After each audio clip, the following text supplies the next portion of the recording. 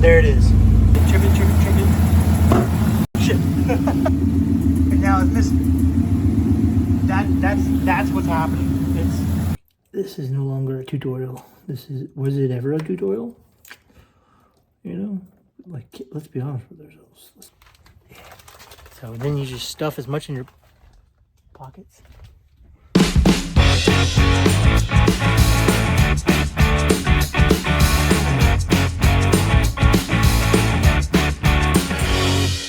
All right, I think I figured out the P0352 code and what's going on with it. And I think it's the wiring to the plug. So, we take the wiring. There it is. But there it goes, then it goes away, right? You can just hear it chooching, right?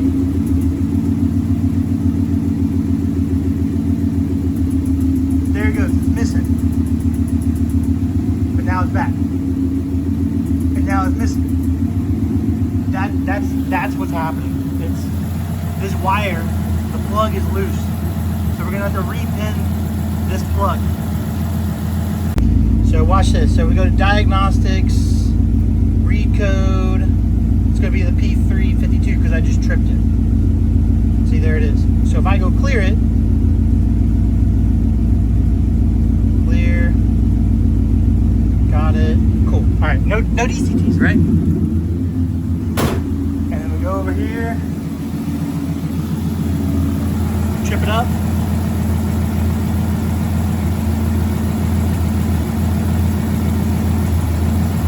There it goes, trip it.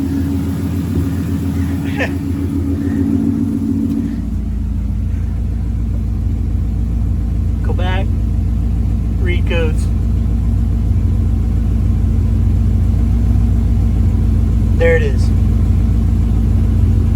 That backfire scared the shit. Now, whenever you're at idle, that backfire isn't, it's scary. But when you drive and put an engine load and put a whole lot more fuel to it, it sounds like a rifle shot.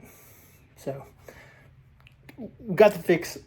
We just need to go wire it now. I'm pretty excited that we discovered the issue, though. Okay. So right here is a coil pack plug that's on a Gen 1, Gen 2 Coyote, also F-150s.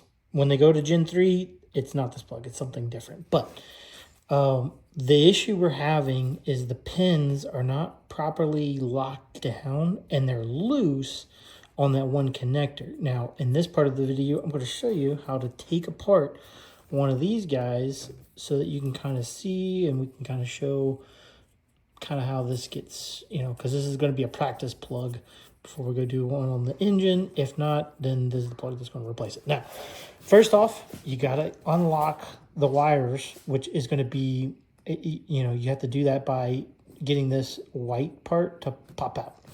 So then you can take this guy and free up the, boom.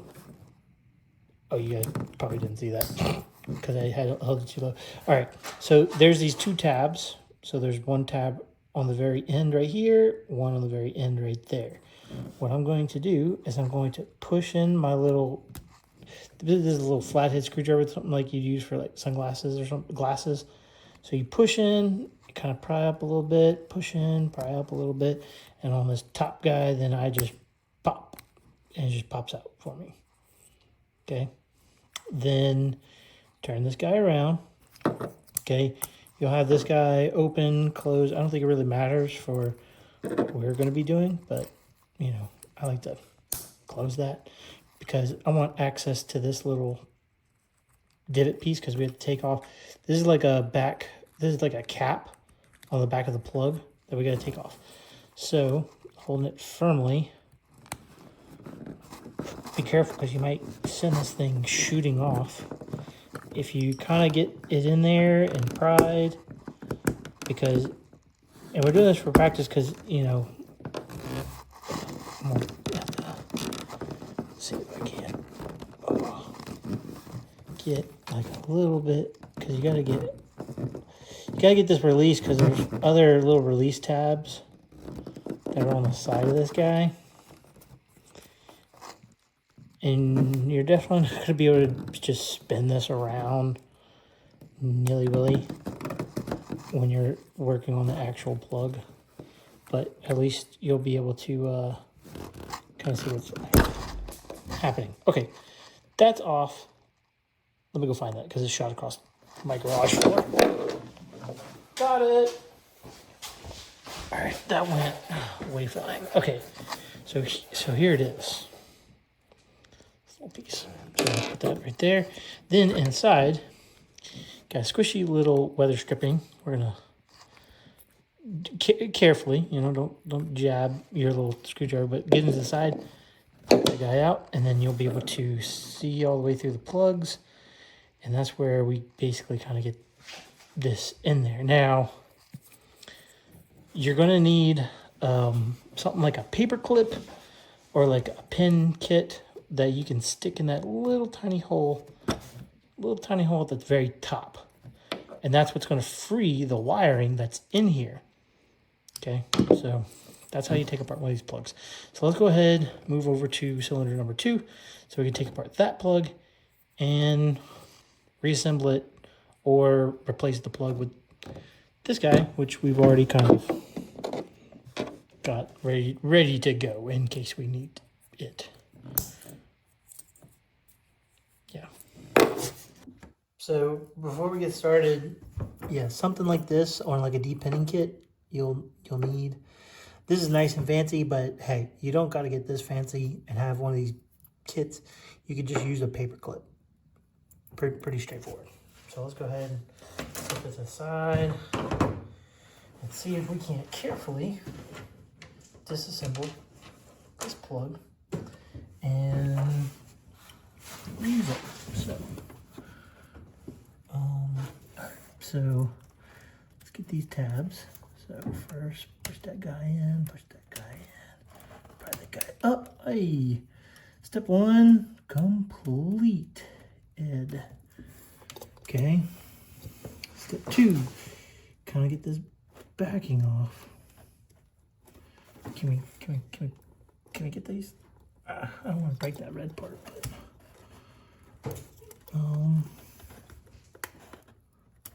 let's see.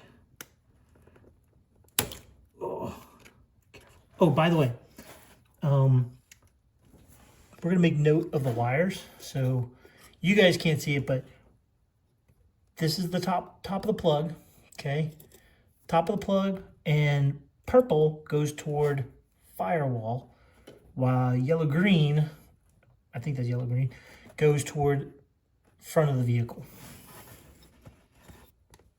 And I'm trying not to yank the wire to damage anything. Oh, there we go. So we kind of got the back popping off. Boom. There's the left, right. Okay. Important. Try to keep the the back cap on. And then there's, let's see if we can't sneak out the weather. That weather. I know it's not weather stripping, but it's to prevent weather from getting through the plug and wiring and stuff. Let's see if we can just pop out these plugs.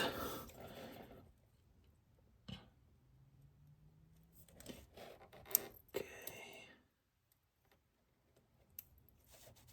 Is it there? So I'm getting that blue little guy. Also, if you keep that together, the little blue, I know you guys are far away, but if you keep this black cap and the blue on the wires when you're trying to get it out, that'll also help kind of get that order together. And you not cross them around, because that's not gonna be good if you cross them around. Did this thing get upside down maybe? Let me go get something where I can gently pull that out. All right, we're gonna take pliers just to have a little bit of tug. Now where did I put that? Okay. No. Okay. Strange. Let's try this. It's like it's... I don't know why it's stuck like that. But no dice. Alright, update. I removed the white part by just yanking on it by grabbing onto it. So now kind of have a little bit of an idea of what the heck I'm up against. Alright, so after several attempts and me practically dismembering this plug to all of its individual pieces and not one singular piece to put together, I, you know, basically think I got it. So you get your little pin, you stick it in there, you gotta push the little pin up. I'm gonna use my screwdriver. Oh, damn it, it came loose. And of course, you guys are not gonna be able to see this. I'm needing full concentration. This is no longer a tutorial. Was it ever a tutorial? You know, like, let's be honest with ourselves. Got it. Okay, I got it. Finally got it after, you know, partially mutilating. And I've got my pins. So, as you can see, there's 3 little fingers in each one of those little passageways. That is what's holding those plugs in there. Those little guys. And that's what you're trying to put a small paper clip down through. Now, of course, this one I removed absolutely everything on the plug in order to get that accomplished. So this is going to be kind of,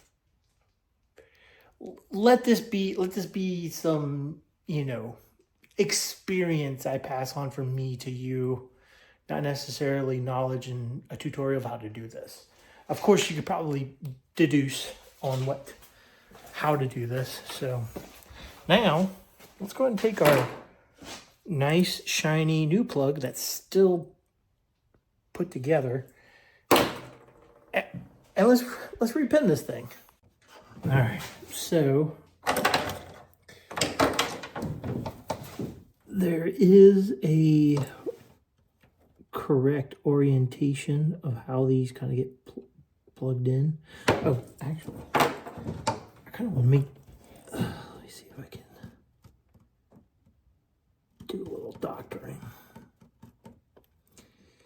So, you know, just, I don't know if this helps or just crushes it like I just did. All right. I may have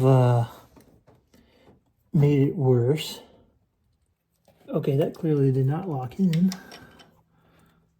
because it's sliding right out. Both of them slid right out. Great. Update to my first world problems. I'm just going to take apart this pin, or I call it a pin, whatever the terminal that goes inside of the plug.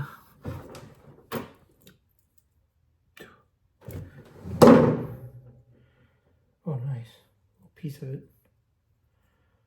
But basically, what goes inside of here, we'll take it apart and I'm going to replace it with a new one. But we're already getting to this right now, okay? Because of, you know, perfect. It just falls apart. All right, I successfully replaced this one. That one looks pretty good. Give it a little tug. Doesn't go anywhere.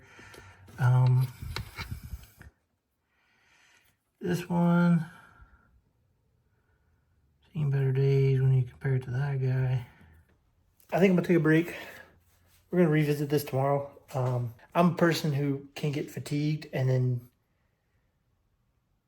my standards just drop down pretty dramatically. So we're just gonna leave this as it is and come back, fresh mind, fresh body, maybe some coffee. We'll just take care of it tomorrow. It'll be all right. All right, so I am refreshed. I have a plug redone. I've rewired both these wires. They're a little bit shorter than they were before because I basically cut, crimped, and put a new one of these guys on so that it's locking properly inside of the plug. And so now we're just buttoning that plug right now. All right, let's go ahead and crank this thing up and see what we got, what we're working here with.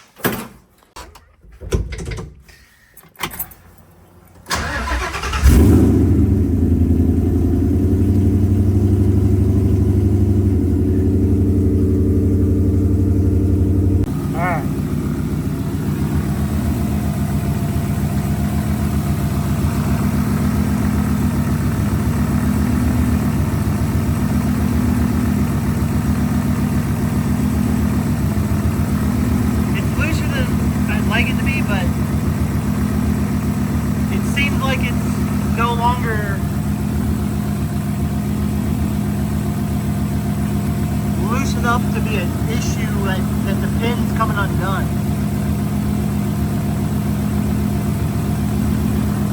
So that's, I would say, mission accomplished.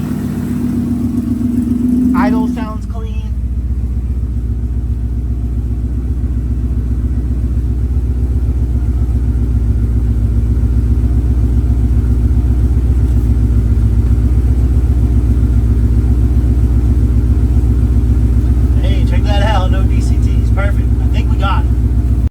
Before this video ends, let's go ahead and take a trip over to Jacob's, our Monkey Fab Garage.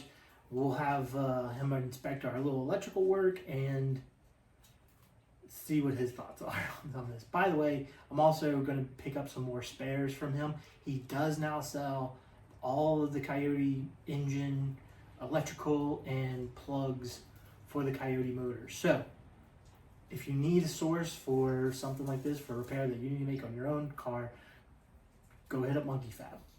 They've got it. All right, the key is to wear a Monkey Fab hat when you walk in this place, so you look like an employee. Look down if you need PTFE or any AN connectors down here. If you need turbo flanges, you avoid this guy, and then just go on the other side of the shelf. But then right here, you got all these connectors. See this mullet?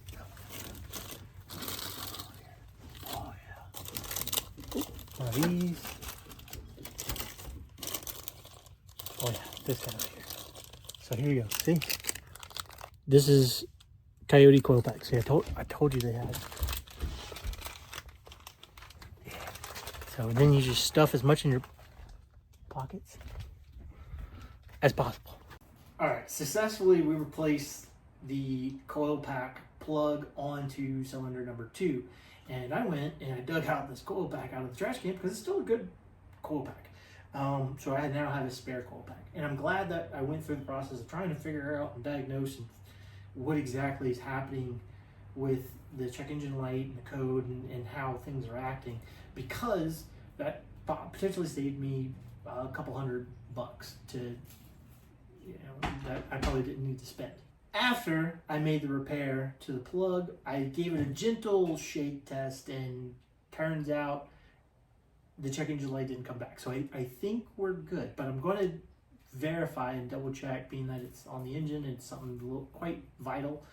Guys, if you hit the like button, comment down below, and why don't you think of subscribing for more almost tutorials? Or at least to watch me struggle with electrical work or any other thing with the old 65 here. By the way, I got a new gimbal. As you can see, it tracks. So that's a cool plus. But I'll see you guys later.